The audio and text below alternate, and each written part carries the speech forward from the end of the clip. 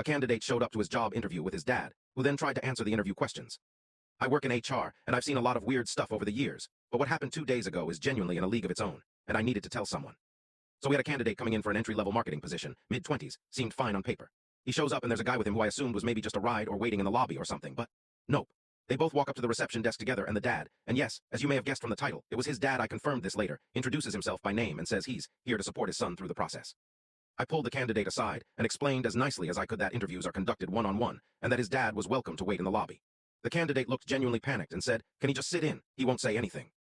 And I said, "No, the candidate selection process, and all that, and there was a brief whispered conversation between them that I was not supposed to hear, but absolutely did. And then the candidate came back and said, okay, fine, and we went to the interview room. Everything was normal for maybe 4 or 5 minutes. Then my colleague asked the candidate to walk us through a time he'd handled a difficult situation at work, and before the candidate could open his mouth, the door opens and the dad walks in, sits down in the empty chair next to his son and says, "I can help with this one. He handled something really well at his last internship." And we asked him to leave, but he started arguing, said we were putting his son in an unnecessarily stressful situation, and the candidate was staring at the table the whole time. And honestly, I felt bad for him at that point because whatever is happening at home is clearly a lot. And we did not move forward with the candidate. Not because of him exactly, but because if this is what a job interview looks like, I genuinely cannot imagine what onboarding looks like. To me, this is more than just strange.